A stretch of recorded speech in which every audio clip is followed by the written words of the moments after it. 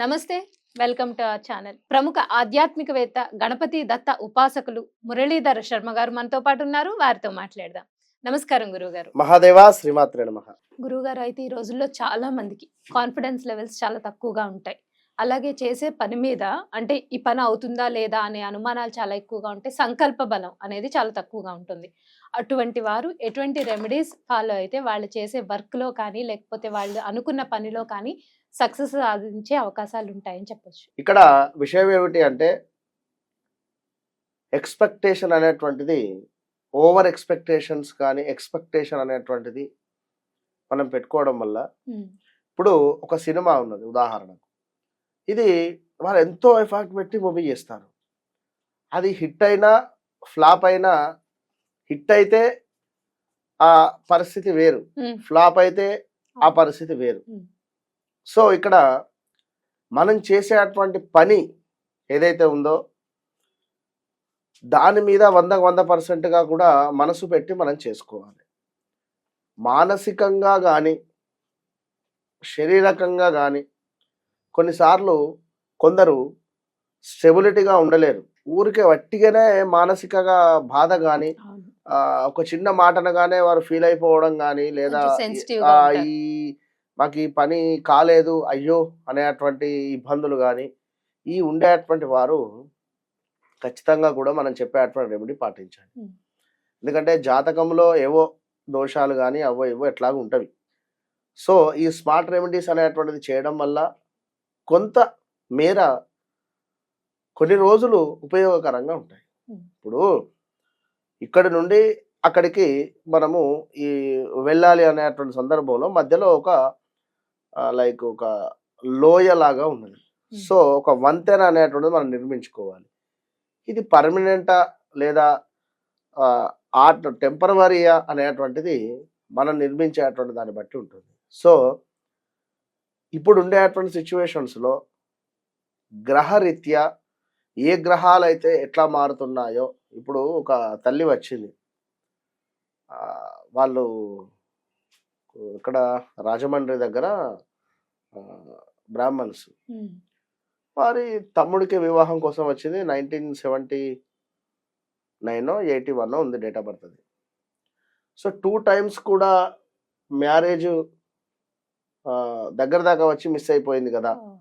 అని చెప్పాను. హ్మ్. అవును గురువుగారు కరెక్టే అనింది. మరిక్కడ రీసెంట్‌గా ఒక సంబంధం రావాలని చెప్పిన. కరెక్టే వచ్చింది. కానీ ఏకనాడి దోషమైంది. ఓహో! అంటే ఇక్కడ జాతకంలో కొన్ని కొన్ని మనకు దర్శనం ఇచ్చేస్తాయి. హ్మ్. 100కు 100%. ఎందుకంటే రోజులు మారుతున్న కొద్దీ మా సాధన కూడా పెరుగుతుంది. దీనివల్ల సాధన బలముతో అమ్మవారి యొక్క అనుగ్రహం వలన ఏదైతే జరగబోతున్నది జరిగింది ఇట్టే చెప్పేయొచ్చును అంతే. హ్మ్. హ్మ్. ఇది ఒక వ్యక్తికి మాత్రమే సెట్ అవుతుంది. ఇక నేను ఆంధ్ర గురించి చెప్తాను, తెలంగాణ గురించి చెప్తాను, నేను వారి గురించి చెప్తాను, నేను వీరి గురించి చెప్తాను అంటే అది కొంత మనకే ఇబ్బంది కలుగుతుంది. హ్మ్. ఎందుకు అంటే ఒక వ్యక్తి మన ముందు నిలబడాలి, మనం తనకు చెప్పాలి. ఓహ్! అప్పుడు పర్ఫెక్ట్ ఉంటుంది. హ్మ్. సో, ఇక్కడ మానసికమైనటువంటి ఊరికే ఒక మాట అనంగానే గాని లేదా ఈ పని కాలేదు అని చెప్పి బాధపడేటువంటి వారు ఈశ్వరునికి పంచామృతాలతో అభిషేకించడం వల్ల ఎంతటి పుణ్య ఫలితమైతే వస్తుందో, అదే విధంగా పంచామృతాలను మనము రెడీ చేసుకోవాలి. హ్మ్. పాలు, పెరుగు, తేనె, నెయ్యి. శర్కర ఎందుకు లాస్ట్‌లో చెప్తున్నానంటే, శర్కర బదులు మిశ్రీ కలపండి. ఓహ్! మిశ్రీ అంటే చక్కెర బిళ్ళలు హ్మ్. పెద్దలు లా హ్మ్. ఉంటుంది. హ్మ్. పాలు, పెరుగు, శర్కర, తేనె, నెయ్యి. హ్మ్. ఇవి 5ంటిని కూడా చక్కగా కూడా మీరు నమస్తే అస్తు భగవన్ విశ్వేశ్వరాయ మహాదేవాయ త్రయంబకాయ త్రిపురాంతకాయ త్రికాగ్నికాలాయ కాలాగ్నిరుద్రాయ నీలకంఠాయ మృత్యుంజయాయ సర్వేశ్వరాయ సదాశివాయ శ్రీమన్మహాదేవాయ నమః అనేటువంటి హ్మ్. మంత్రాన్ని హ్మ్. ఒక 108 సార్లు చదువుతూ ఓహ్! లేదా ఓం నమ శివాయ అనేటువంటి మంత్రాన్ని 108 సార్లు చదువుతూ హ్మ్. లేదా ఓం ఓన్లీ జస్ట్ ఓం హ్మ్. అనేటువంటిది 108 సార్లు ఓం